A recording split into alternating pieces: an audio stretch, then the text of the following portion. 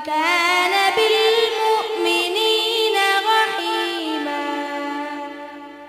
تحيتهم يوم يلقونه سلام وأعد لهم أجرا كريما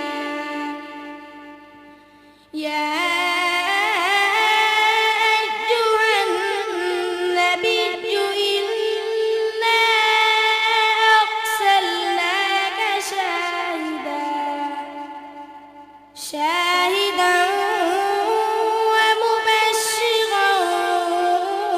ونذيرا وداعيا إلى الله بإذنه وسراجا منيرا وبشر